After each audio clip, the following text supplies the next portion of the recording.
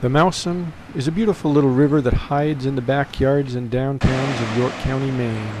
Its name is unique, although no one knows where it came from or what it means. Some places are popular, but most of the river is unvisited and underappreciated.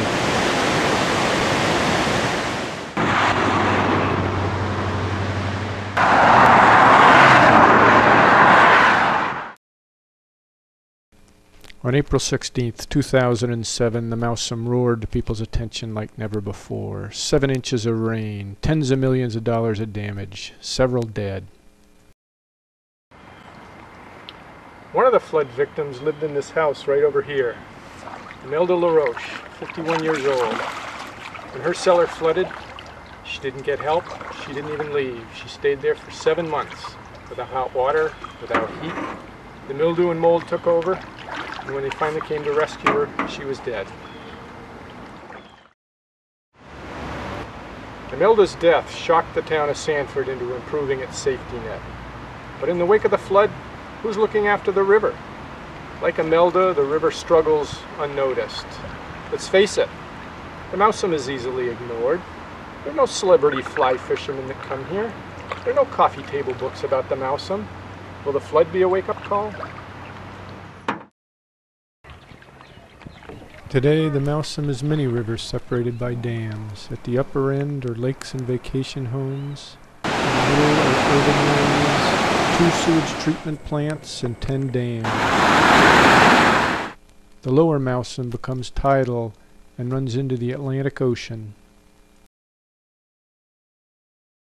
The Mousam's obscurity hides many problems. Most folks don't realize that flooding is getting worse. When these houses in Kennebunk were built in the 1960s, they were outside the floodplain. But they've been underwater twice in 10 months now. FEMA is redoing the flood maps, but it's a little late. So you realize that you've lost everything. Your Enron is here, even though it was all checked out ahead of time, that this was not a flood zone, it was not on the flood part on the map. This would not happen. It happened. And there you go at the end of your life after 30 years of teaching and buying this house to retire and settle down nicely. That was my shock. And then stormwater pollution is also getting worse. That comes from all the residue that the rain washes off parking lots and roofs and yards and streets. Anything that we put on the surface of the watershed eventually is going to drain into a culvert like this and into the river. Well, there certainly could be coliform bacteria in there. There could be oil and gas residues, diesel residue. There could be pesticides or chemicals that are used on lawns or gardens. This scenario is the river sort of dies. We had a situation in Bonnie Bay Lake just last year where there was an algae bloom which actually pretty much takes the life out of the water system. So it's really important to keep clean water flowing in from all parts of the watershed. Yeah. All I got is 300 in there. I'll take 100. Many kinds of fish can't survive in the Mousam. Without stocking programs, trout would be scarce.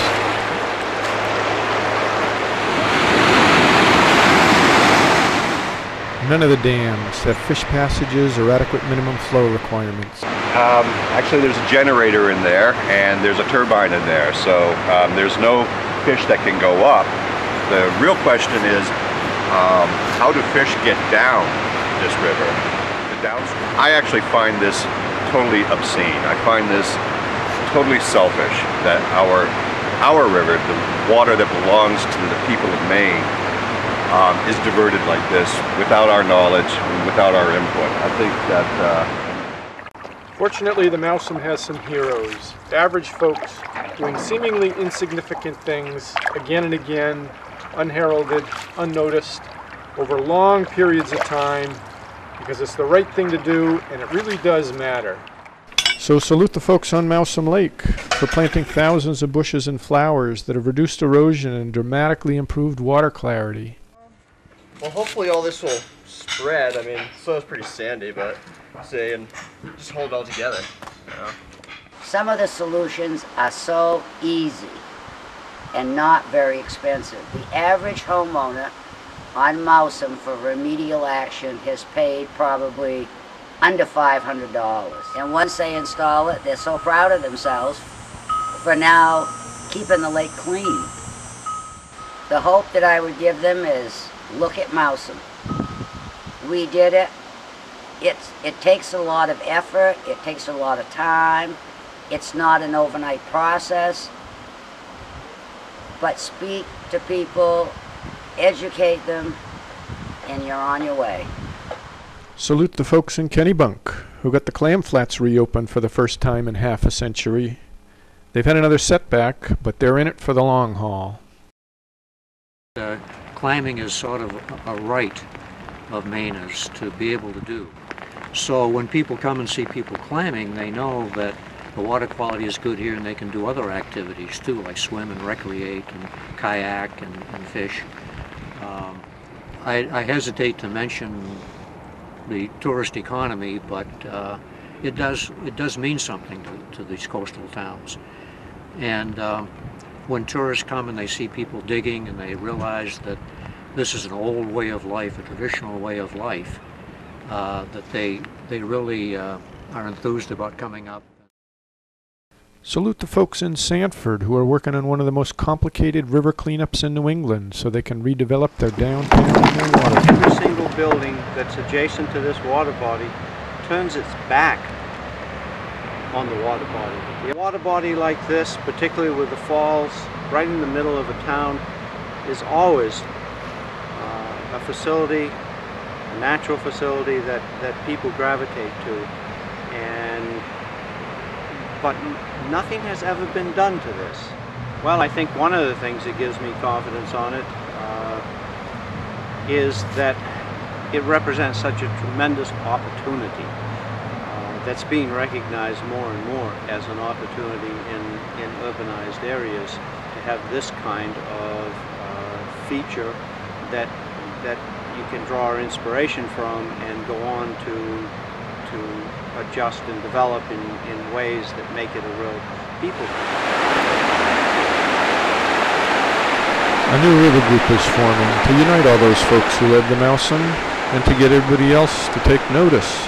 Hope is to get everyone together, working from the headwaters down to the sea, and come together and talk about the various issues and the threats facing the river, but also the various opportunities that are here, and to get some consensus on how to move forward and to work on some of these things in terms of the water quality issues, fisheries restoration. And I think just as important is really connecting people to the river and having them understand the history of the river, both from an economic and social and historical perspective as well as an environmental perspective, and to kind of build that local support for improving the health of the river. Folks across the state have realized that healthy restored rivers really drive or can benefit local economies. We've seen that. If the Mousam goes unnoticed, does that mean there's nothing to notice? Are flooding, stormwater pollution, and fish survival unworthy of our attention? Are the people we met working in vain? Perhaps the Mousam's obscurity is a reflection on us. Are we too busy to notice what's going on in our own backyard? Amazing things are going on the Mousam every day. This here is the Sanford sewage treatment plant. This effluent is the cleanest in the state of Maine. It's cleaner than the river itself. Here's to you, Imelda.